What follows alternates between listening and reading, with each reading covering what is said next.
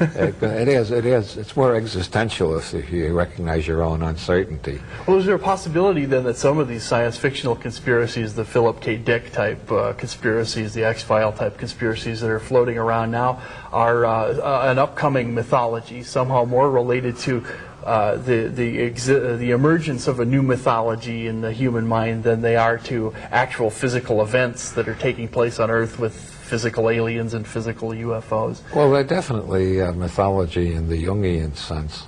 I don't mean to say that they're all false. I don't know enough to say anything is all false. Some of them are so absurd that I can reject them, but some of them are more plausible than others.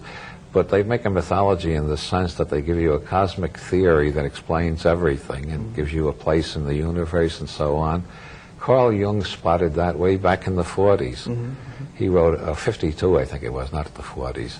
He wrote a book called Flying Saucers, A Modern Myth of Things Seen in the Skies, in which he predicted this would be the major religion of the second half of the 20th century, and we're more and more moving toward that. Well, more and more the extraterrestrials are replacing angels and demons. Right. There are good extraterrestrials and bad extraterrestrials.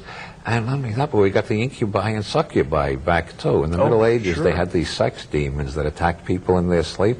Now they're extraterrestrials instead of being demons, but they're still attacking people in their sleep. Still absconding with them, mating with them, probing them, and doing... Yeah, there's some place in a galaxy far, far away, according to this school of thought, where they get it, whenever they're really high on some really vicious kind of chemical, they suddenly all say, let's go down to Earth and have a go at somebody's butt again, you know. Take out Whitley Strieber again. It was fun. Didn't Jacques Vallée, the French writer, do a whole book about the correspondences between the hallmarks of UFO sightings and sightings of the Holy Virgin Mary? Yes, there's a whole bunch of parallels. The Fatima. The miracles at Fatima, which included light brighter than the sun, which plunged toward the earth, and strange sounds in the sky, music coming from the heavens and whatnot. It would be a UFO sighting if the kids didn't say they saw the Virgin Mary. So maybe UFOs are just the modern mind's way of attaching some kind of explanation to some experience that's beyond explanation. Yeah, I personally believe very strongly in UFOs because, well, I see 3 or 4 of them every week. I told that to, airplanes that you don't know the name. Yeah, I told that to a friend of mine. He really looked like, oh my God, you really have gone crazy at last. But what I mean is the sky is full of things that I can't identify. I don't know what they are. But not only that, but there are UNFOs, too, unidentified non-flying objects. I see them all the time. Oh, in the garden. That could be because I had a lot of training in general semantics, and I'm not quick to identify things. All my identifications are tentative. It sounds like George C. Scott and Dr. Strangelove. I'd just like to wait till all the facts are in, sir. Well, do you have is there one or more conspiracies that really appeal to you, that tickle you beyond all fancy? That either are so absurd that they just make you laugh out loud, or so realistic that they might actually have a chance to be true? Well, there are quite a few that amuse me. What comes to mind right off the top of my head is Lyndon LaRouche has come up with some of the most wonderful conspiracy theories of all. But my favorite, I think, is the little pamphlet he wrote about Henry Kissinger called Kissinger, The Politics of Faggotry, which shows just how far out LaRouche is. He prefers the word faggot to gay because he knows it's more insulting. Somebody who writes like that, you know he's not trying to convince everybody. He just wants to have a small cult of true believers. That's what his style sounds like to me. Kissinger's wife slugged one of LaRouche's disciples for tracking them through an airport, yelling at her, your husband goes for little boys, you know, your husband goes for little boys. She decked him.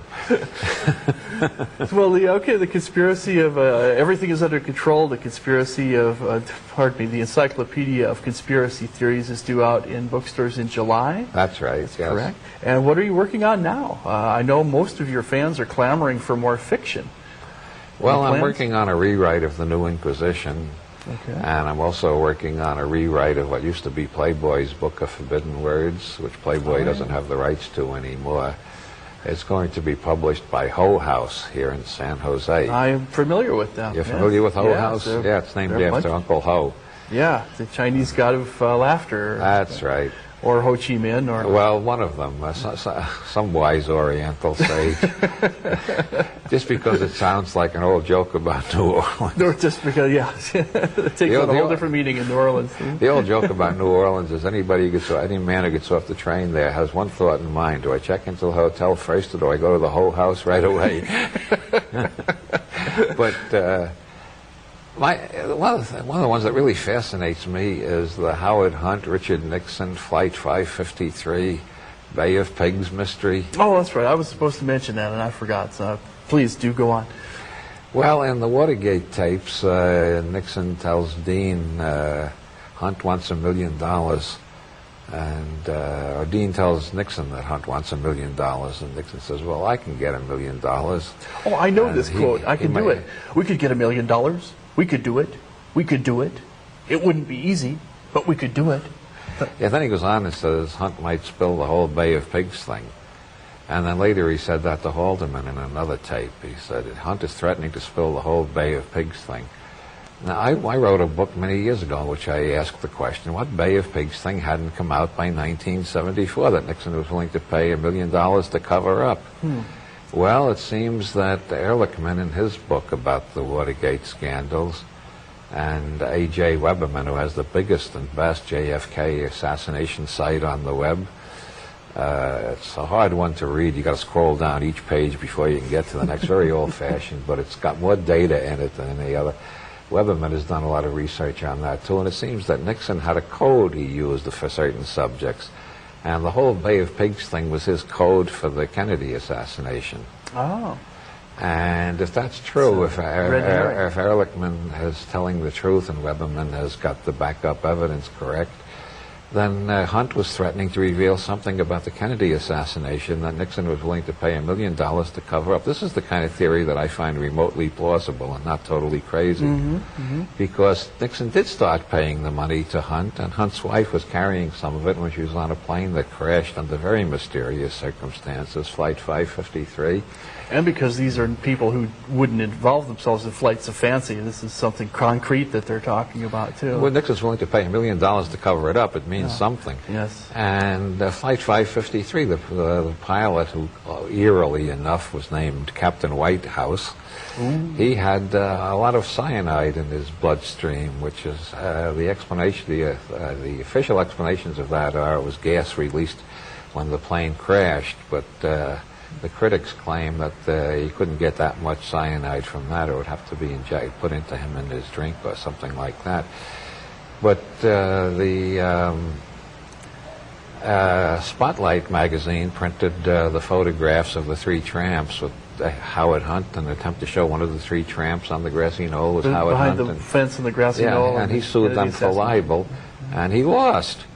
The jury not only found Spotlight innocent, but one of the foremen of the jury told the press afterwards that the defense counsel, Mark Lane, by the way, she said, Mr. Lane wanted us to believe the government shot the president.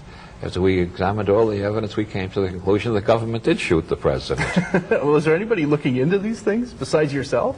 Oh, yeah, there's the Assassination Investigation Committee in Cambridge, Massachusetts. Okay. They are very well informed about all this. They got a list of over 100 people connected with the Kennedy assassination who also died Under mysterious very circumstances. mysterious circumstances, like Albert Guy Bogard. Right, Dorothy Kilgallen was Albert Guy Bogard was an automobile salesman who said Lee Harvey Oswald came in, took a car for a test drive, went 70 miles an hour on the freeway, and gave him a lot of pro-Soviet propaganda, and said he was coming into a lot of money. Now, Oswald did not drive. Maybe it was Kerry Thornley. Maybe it was Kerry Thornley. It was, well, he's called the second Oswald, the guy in that story, who appears several times around Dallas in mysterious contexts. But Albert Guy Bogard, after telling that story, he was found dead in a cemetery, shot through the head, pronounced suicide. There's so many people who committed suicide.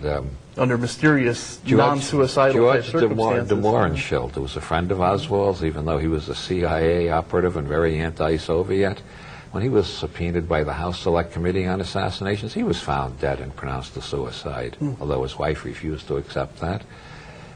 Sam Giancana, who was suspected by a lot of people, think the mafia were involved. As soon as he got a subpoena from the House Select Committee on Assassinations, he was shot through the mouth. The mafia calls that sasso in bocca. That's punishment for suspected informers. Johnny Roselli, when he got his subpoena, he disappeared and showed up floating in a barrel in the Gulf of Mexico.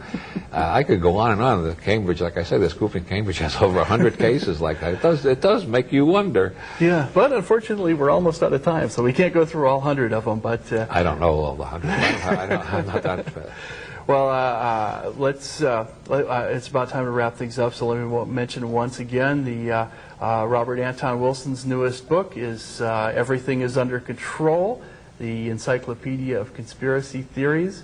You can also find out more about this book and conspiracy theories in general on the web, www.blackops.com, a wonderful website for conspiracies. Or they can try my own website, www.rawilson.com. It was the source for much amusement and information and enlightenment as and well. I think it has the best set of links of any website around. from my page, you can go anywhere you want on there. You can find all sorts of weird things. Okay, well, thank you very much, Robert Anton Wilson, for being with us tonight. It was a privilege being here. It was a pleasure to have you. Let's go out and get drunk. Oh, I'm right behind you, big guy.